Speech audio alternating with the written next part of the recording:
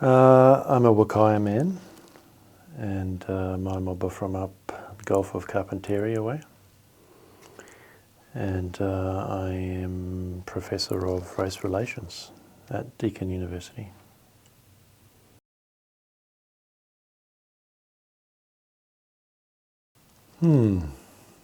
Yeah. So, well, I've wanted to be an academic for a long time, since I was a teenager. But there's many fields of academia, and when I was a teenager I was not interested in this field that I ended up in at all. I wanted to be a theoretical physicist, and I started studying physics in my undergraduate science degree. Yeah. And then I moved on to mathematics and statistics and computer science, and ended up getting a job actually working in the Indigenous health section of part of the Australian Bureau of Statistics, and that's why I became interested in public health, Indigenous health, and from there social determinants of health, and then working up to racism. And what I'm interested in most now is, of course, decolonisation and Indigenous knowledges. It's small steps along the way to find where I am now. Yeah.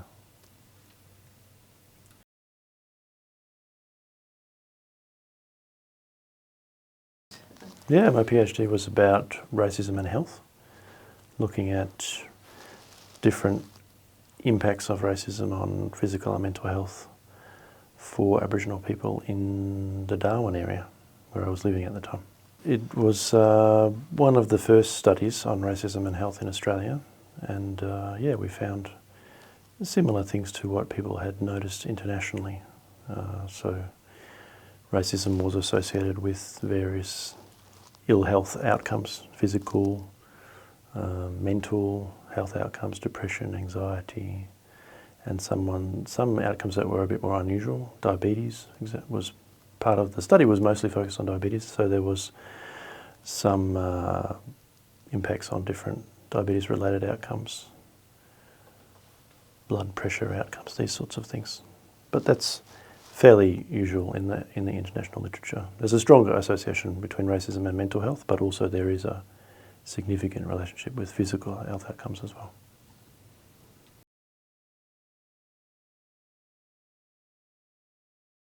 Yeah, I mean, I'm still doing a lot of work on racism and health these days, so that work continues, yeah. But also broader work on race relations, so work on reconciliation and transitional justice is part of some of the projects I'm doing now, but also other projects on anti-racism in hospitals. So part of my PhD was, one of the chapters was about anti-racism, so I've really focused in a lot on what we can do about racism, essentially. Work on associations between racism and health, that continues as well, but a lot more of my projects now are about trying to address racism. So one of the projects I'm involved with is addressing racism in hospitals. Another one's focused on addressing racism in dental health. Yeah, so that's doing something about things is of more interest to me these days.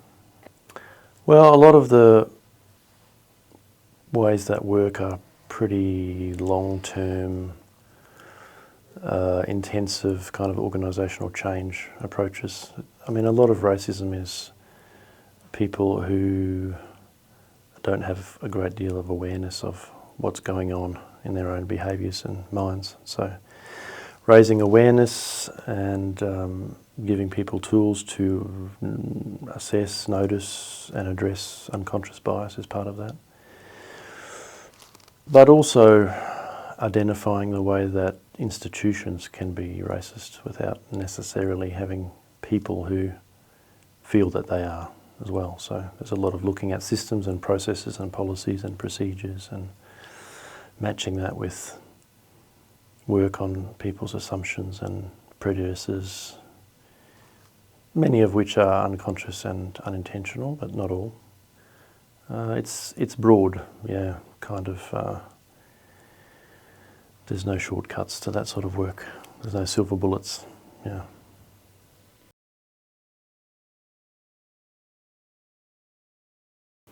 Yeah, particularly in Indigenous-related contexts, cultural safety is a very useful term, especially because it's really about, it's an outcome that's defined by Aboriginal people, cultural safety. You know.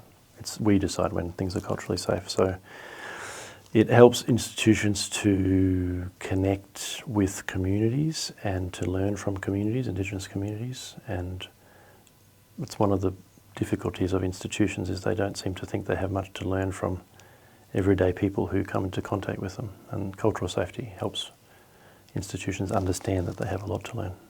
Yeah.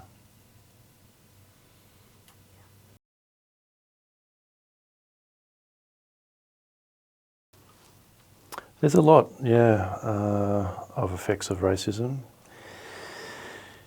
Biggest impact is probably on mental health, depression, anxiety kind of outcomes, psychological distress, but also, as I said, kind of cardiovascular outcomes related to, and also related to metabolic processes. It's a form of stress. Racism is a form of stress, and there's a lot of literature on the cumulative impacts of stress on the body. And so that's how racism gets under the skin, so to speak, is through those ongoing insults in everyday life, and people's bodies basically are worn out by that in different ways.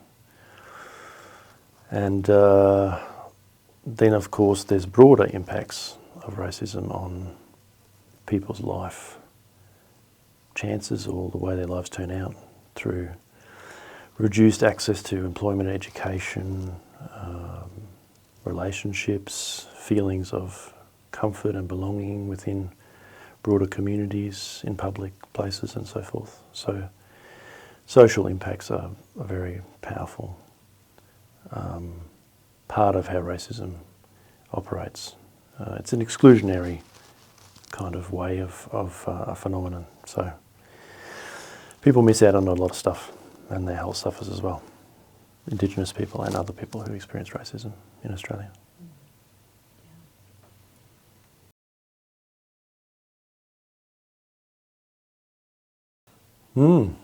Yeah, there's been a lot of growing interest in racism as a social determinant of health in recent decades, and that's good to see that recognition and interest from different organisations, peak bodies, including in the health sector. So targets really to have a health system that's free of racism, for example. That's part of a major policy platform. So there's a lot more work to be done, but I think the recognition is there, and some effort and focus and resourcing is also being put towards understanding and addressing racism. But yeah, it's a big job. There's a long way to go.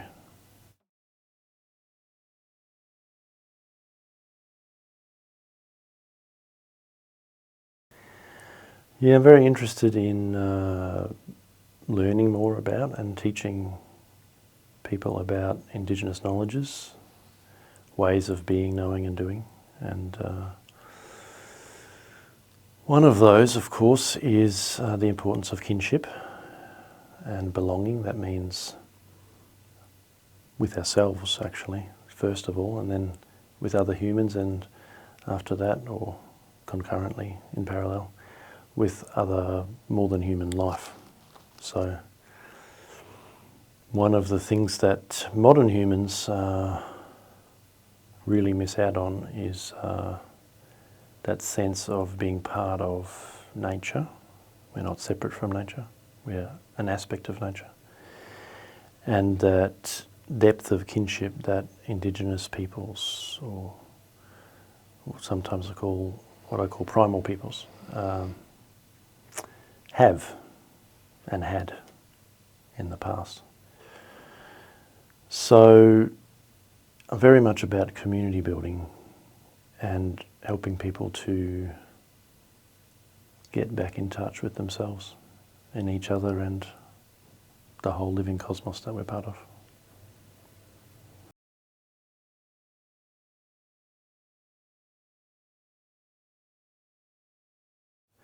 I'm sort of more interested in remystifying than demystifying, because the other there's a few major issues with modern cultures, but another one is we don't pay enough attention to the mystical and the sacred and the holy and the divine, and the desacralisation of societies now is a really big problem. Humans, we do much better when we can feel reverence and awe and joy within the beautiful environs that we are evolved to be part of, the world, the cosmos, the earth. And so I guess one of the misinterpretations of Aboriginal cultures is a kind of a compartmentalising of what is sacred.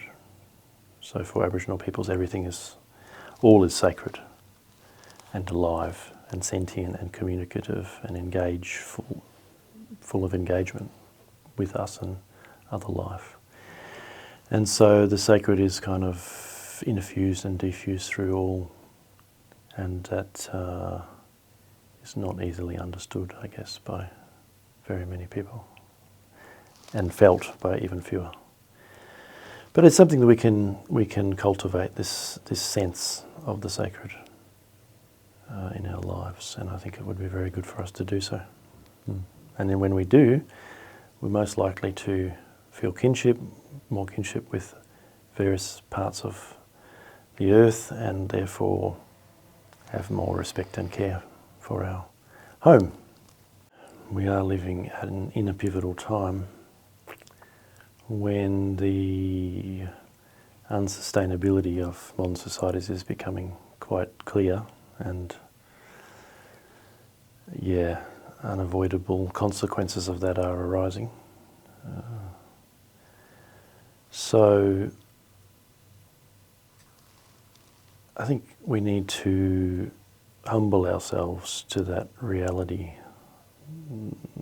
The juncture that we find ourselves at is one that teaches us something important as a species. That the way we've been doing things for the last several thousand years doesn't work. It's not an advance. It's not progress. It's not better in any way than what Indigenous peoples have been doing for hundreds of thousands of years. Humans before modernity have been doing for hundreds of thousands of years. And so we need to do things, be and do and feel and perceive and relate in radically different ways in order to go on and survive and thrive as a species. And the best pointers to how to do that are the ways that current Indigenous peoples live and the ways that humans have lived before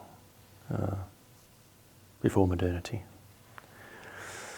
And so the revitalisation of Indigenous knowledges is kind of necessary at this point. It's not enough, it's not fast enough or expansive enough or broad enough, but there are seeds of change there that we can nurture in ourselves and between ourselves and in the broader world that we live in. And that would seem like a very good move at this point.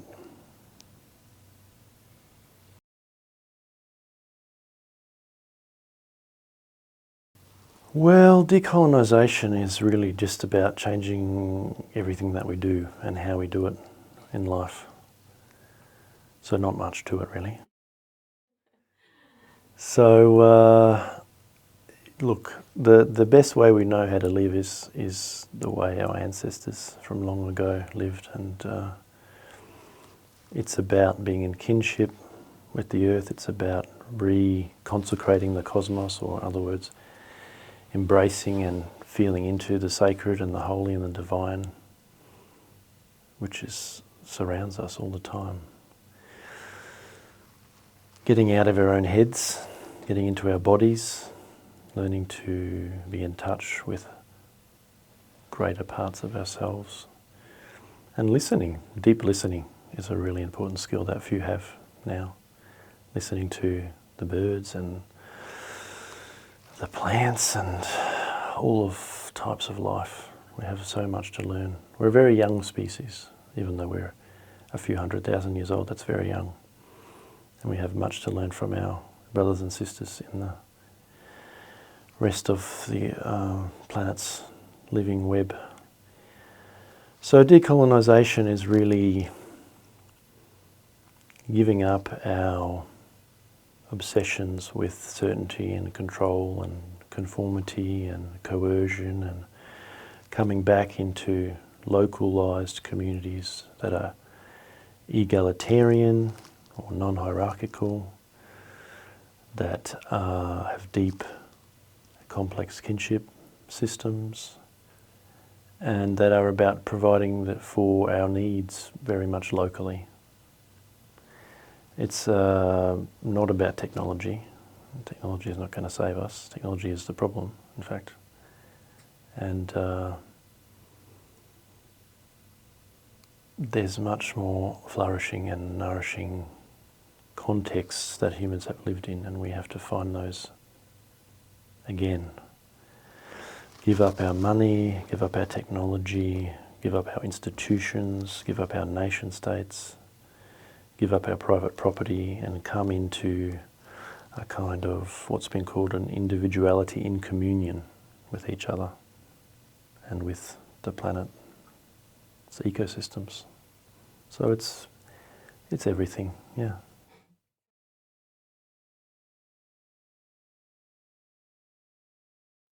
There's a few stepping stones. Mostly it's sort of like a cliff that's going to fall out from under us and we'll go crashing down. But we can step on the cliff for a little bit, stone to stone.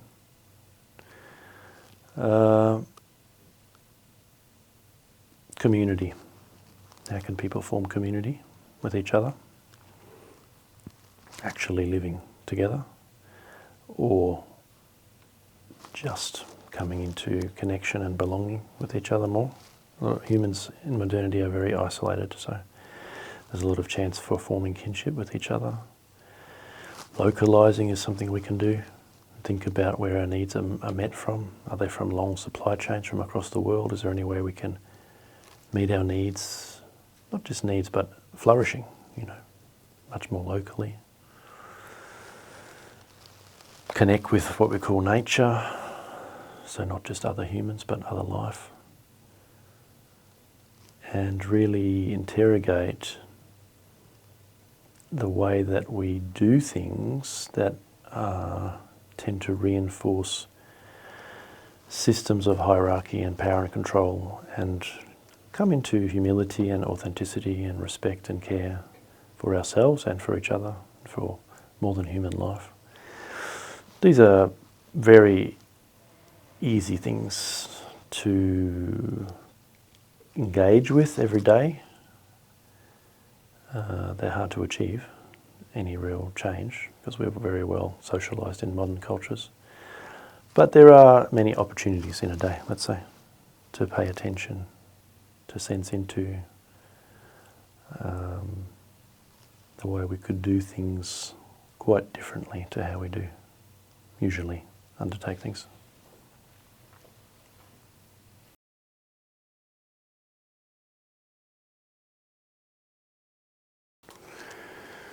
Yes, I think there's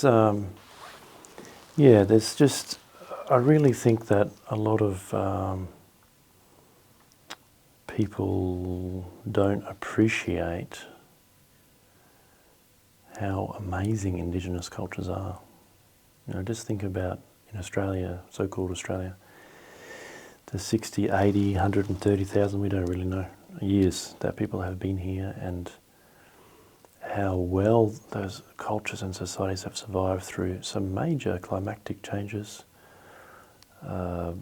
the incredible power of the oral traditions and events like volcanic eruptions, the flooding of the Strait that have been remembered for 10, 13,000 years. That's we don't get that sort of thing with written cultures. We can't even remember what the words mean after 1,000 years or so.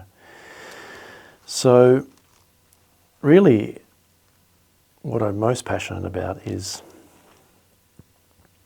teaching people about Indigenous cultures. And not specific kind of, dreaming stories, but, what is the nature of the dreaming? What is the nature of Indigenous cultures that make them so different from modern cultures? This oral tradition, this embedding of dance and art and weaving and carving in everyday life, the egalitarian nature of these societies where power is distributed, where leaders don't have the authority to compel others to do anything. These are really amazing cultures. People were very fit and healthy in these cultures. Lots of connection, lots of a sense of individual autonomy, or what we call relational autonomy, so very much about people being recognised as autonomous beings, but in relation to others, in deep relation to others,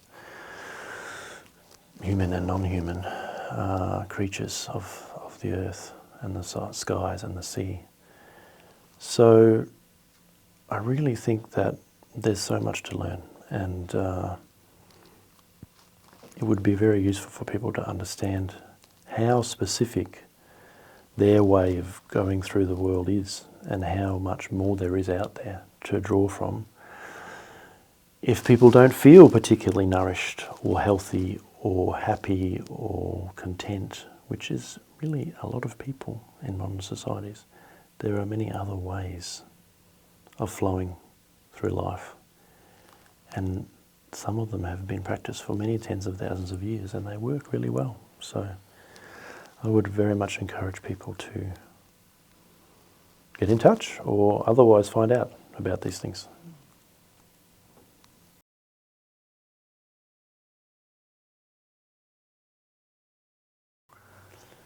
I really like work that's done in this space of decolonisation and more kind of rich, layered, textured work that's trying to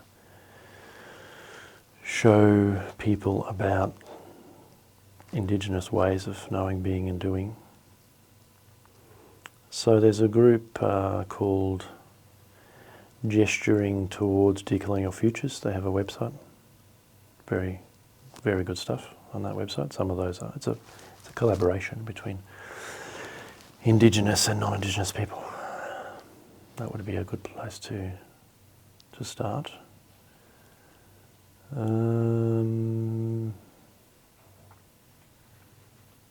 Yeah, I think people should look at that website.